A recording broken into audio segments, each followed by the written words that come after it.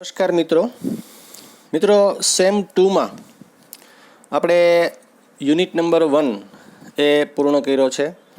ત્યાર પછી LRM એટલે કે લેટ્સ રીડ મોર ની અંદર આપણને કેટલીક પ્રેયર્સ પહેલાં આપેલી છે, એ પછી કેટલીક પોયમ્સ આપેલી છે અને એ પછી કેટલાક યુનિટ એ આપણને આપવામાં આવેલા છે કે જે પણ આપણા અભ્યાસક્રમનો એક ભાગ છે.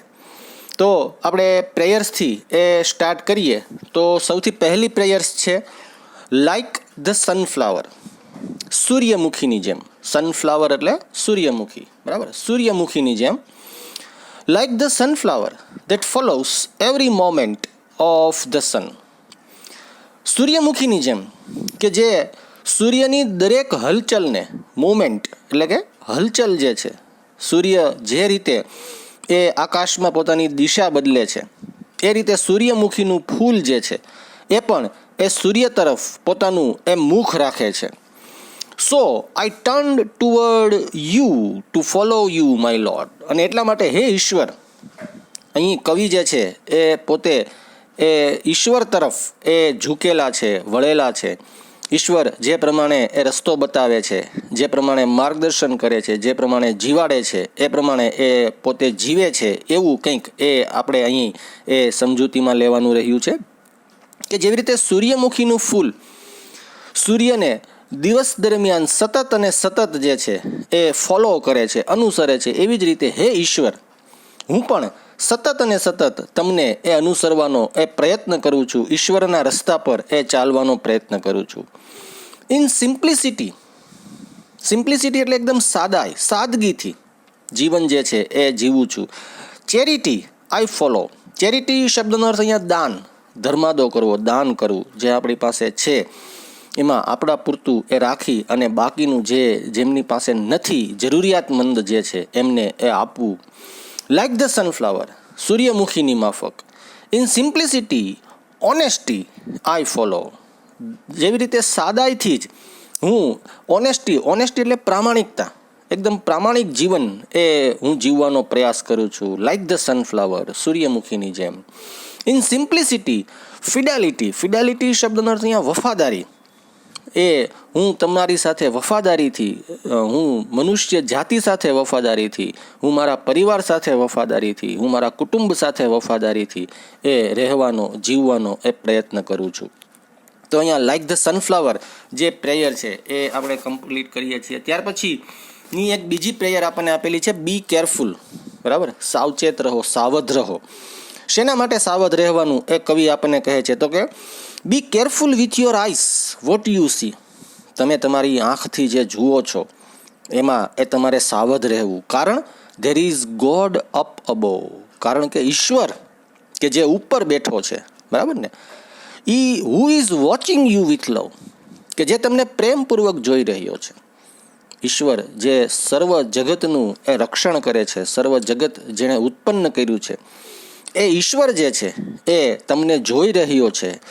So be careful with your eyes what you see. અને એટલા માટે હંમેશા તમે જે જુઓ છો એ હંમેશા એવી વસ્તુઓ જુઓ, સારી વસ્તુઓ જુઓ, યોગ્ય વસ્તુઓ જુઓ, કારણ કે ઈશ્વર એ તમને જોઈ રહ્યો છે. Be careful with your ears what you hear. તમારી કાન વડે તમે જે વસ્તુ સાંભળી રહ્યા છો એ ધ્યાનપૂર્વક સાંભળો, સારી વસ્તુઓ સાંભળો. There is God up above who is watching you with love. કારણ કે ઈશ્વર કે જે સૌથી ઉપર બેઠો છે એ તમને જોઈ રહ્યો છે. So be careful with your ears what you hear. અને એટલા માટે તમે જે સાંભળો છો, જે શ્રવણ કરો છો, એ વસ્તુ સારી શ્રવણ કરો, સારી ગ્રહણ કરો. કંઈક એવા અર્થમાં એ કવિ આપણને આ કાવ્ય પંક્તિઓ જે છે એ કહી રહ્યા છે. જે તમે જુઓ છો એ સારું જુઓ, જે તમે સાંભળો છો એ તમે સારું સાંભળો. બી careful with your tongue what you સે. તમારી જીભ વડે તમે જે બોલો છો એ બોલતી વખતે સાવધ રહો. There is God up above who is watching you with love. કારણ કે ઈશ્વર કે જે ઉપર બેઠો છે એ તમને પ્રેમપૂર્વક જોઈ રહ્યો છે. So be careful with your tongue what you say. અને એટલા માટે જે બોલો છો એ સારું બોલો, યોગ્ય બોલો. અને અંતમાં કવિ કહી રહ્યા છે, be careful with your heart what you love. હૃદયપૂર્વક જેને તમે પ્રેમ કરો છો, જેમને તમે ચાહો છો, જેમના પ્રત્યે તમારે સ્નેહ છે, there is God up above. બધાને ચાહવું, બધાને સ્નેહ કરવો, બધાને વહાલ કરવું, કારણ કે ઈશ્વર પણ આપણને બધાને વહાલ કરે છે, ઈશ્વર આપણને બધાને સ્નેહ કરે છે. So be careful with your heart what you love. અને એટલા માટે જેમને ચાહો એમને હૃદયપૂર્વક ચાહો, કોઈ છળ કપટ એવા અર્થમાં નહીં.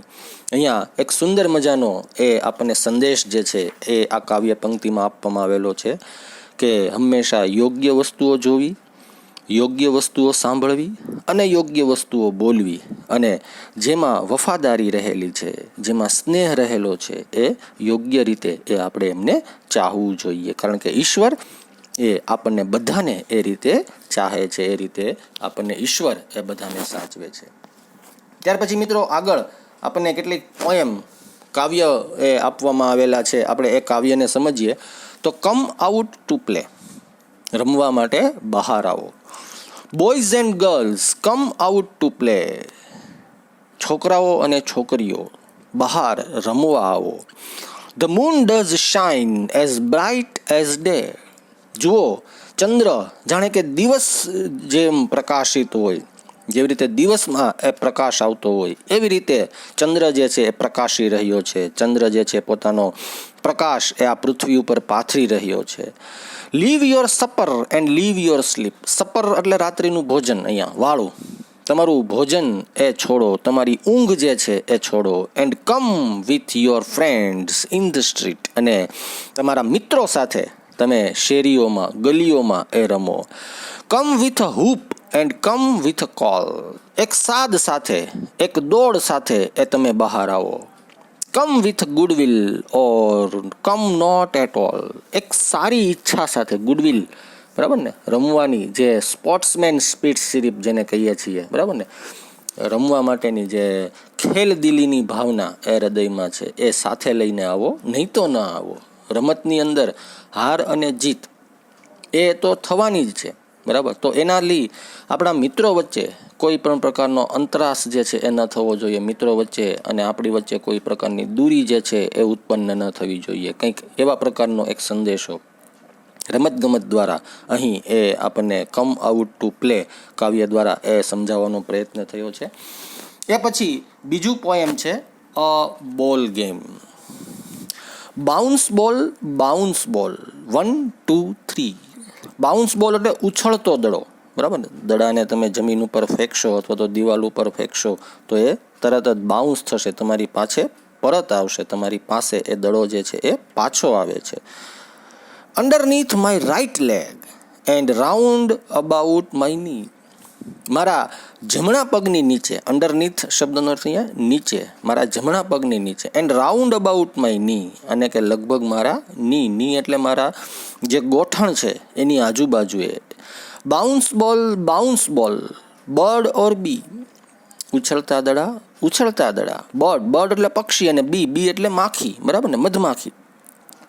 Flying from the rose bird up into the tree, જે ઉડતી ઉડતી ગુલાબની કળીઓ, રોઝ એટલે ગુલાબ ને બર્ડ એટલે એની કળી જે છે એ ગુલાબની કળી પર બેસે છે, થોડીક વારે એ વૃક્ષ ઉપર જાય છે. બાઉન્સ બોલ, બાઉન્સ બોલ, ફાસ્ટ યુ ગો, ઝડપથી તું જા. બાઉન્સ બોલ, ઉછળતા દડા, તું ઝડપથી જા. Underneath my left leg and round about my toe, મારા ડાબા પગની નીચે અને લગભગ મારા ટો એટલે જે અંગૂઠો છે બરાબર, એ અંગૂઠાની આજુબાજુએ, પગનો અંગૂઠો જે છે એની આજુબાજુએ તું એ ઉછળ કૂદ કર, એ રમ. Bounce ball, bounce ball, butterfly એટલે અહીંયા પતંગિયું.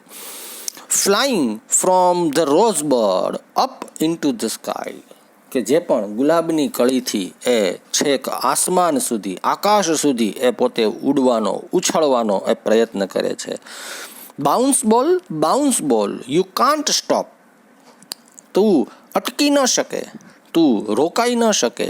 Right leg and left leg, round them both you hop, બંનેની આજુબાજુએ ડાબો પગ કે જમણો પગ, બંનેની આજુબાજુએ રાઉન્ડ ધેમ, ગોળ ગોળ ફરવું. એન્ડ યુ હોપ એટલે ઉછળવું, કૂદવું, જમ્પ મારવું, ઠેકડો મારવો. બાઉન્સ બોલ, શાય વ્હાઇટ ડવ, ઉછળતા દડા, તું એક સફેદ કબૂતર કે જે એકદમ શરમાળ છે એવા પ્રકારના સ્વભાવનો છે. Tell me how to find him my own true love, તું મને કહે કે મારો સાચો સાથી એ મારે કેવી રીતે ગોતવો. મિત્રો, અહીંયા બાઉન્સ બોલ દ્વારા એક વ્યક્તિના વ્યક્તિત્વને પણ દર્શાવવાનો એ પ્રયત્ન થયો છે કે ઘણા જે છે એકદમ રમતિયાળ છે, ઘણા જે છે એને એકદમ ઊંચે ઉડવું છે, ઘણાને પોતે કોઈ એક જગ્યા પર એ રહેવું છે, ઘણાનો સ્વભાવ જે છે એ શરમાળ છે. બાળનું જે મનોવિજ્ઞાન છે, બાળક જે છે એનું જે મન છે એને અહીં કંઈક સમજાવવાનો કે સમજવાનો જે છે એ કાવ્ય દ્વારા એ અહીં આપણી સામે એક પ્રયાસ જે છે એ કરવામાં આવેલો છે. તો મિત્રો, અહીંયા આપણે લેટ્સ રીડ મોરમાં જે પ્રેયર્સ આપવામાં આવેલી છે 2, એ પ્રેયર્સને આપણે સમજ્યા, અને જે પોએમ્સ આપણને આપવામાં આવેલી છે 2, એ આપણે પોએમ્સ જે છે એને સમજ્યા છીએ. ત્યાર પછીનો હવેનો આપણો જે નેક્સ્ટ લેક્ચર છે એની અંદર એ આપણે પ્રોઝ એ સમજવાના રહેશે. જે પણ આપણી સેમેસ્ટરની 2ની અંદર જે આપણો સિલેબસ છે એનો એક ભાગ જ છે કે જેની અંદર આપણને કુલ 3 અલગ અલગ પ્રોઝ એટલે કે ગદ્ય જે છે એ આપવામાં આવેલા છે કે જે પણ આપણી સેમેસ્ટર 2ની એક્ઝામ જે છે એની અંદર એમાંથી એક ક્વેશ્ચન આન્સર જે છે એ આવે છે. તો મિત્રો, જેવી રીતે આપણે યુનિટ સમજીએ છીએ અને પછી અંતે યુનિટના ક્વેશ્ચન આન્સર અને એના સ્પેલિંગ અને એને રિલેટેડ જે એક્સરસાઇઝ છે એ પણ આપણે PDF સ્વરૂપે મોકલીએ છીએ અને એ તમારે તમારી બુકમાં લખવાની છે. તો જેમ જેમ આપણે યુનિટ ચલાવતા જઈશું આ LRMના, તો એમ એના રિલેટેડ જે એક્સરસાઇઝ છે, એના રિલેટેડ જે એક્ટિવિટી છે, એ એક્ટિવિટી અને એ એક્સરસાઇઝ જે છે એ પણ આપણી PDF સ્વરૂપે ગ્રુપની અંદર આવતી રહેશે. તો તમારે એ તમારી જે ફેરબુક, તમે જે બુક બનાવેલી છે એની અંદર એ તમારે બધું એ લખવાનું રહેશે. તો હવે પછીના નેક્સ્ટ લેક્ચરની અંદર આપણે એ પ્રમાણે એ ધીરે ધીરે એ આગળ વધવાના છીએ. તો અત્યારે આપણે આ લેટ્સ રીડ મોર જે છે એનું ફર્સ્ટ પ્રેયર્સ અને સેકન્ડ એ પોએમ્સ જે છે એ કમ્પ્લીટ કરેલું છે. આમાંથી આપણને ક્વેશ્ચન આન્સર જે છે એ નથી પૂછવામાં આવતા એક્ઝામની અંદર. આ આપણે એક્ટિવિટી જે છે એ સમજવાના અર્થમાં છે, છતાં પણ આમાંથી જે કંઈ પણ સ્પેલિંગ કે એવું કંઈ જે છે એ તમને PDF સ્વરૂપે એ 1-2 દિવસની અંદર એ ગ્રુપમાં મોકલવામાં આવશે. તો એ જેટલું PDF સ્વરૂપે આપણને ગ્રુપમાં એ મોકલવામાં આવે છે એ બધું જ એ આપણે આપણી બુકની અંદર સારા અક્ષરો વડે એ લખતું રહેવાનું છે. તો એ બાબતને આપણે ખાસ ખ્યાલમાં રાખશું અને એ પ્રમાણે એ આપણે લખતા રહીશું.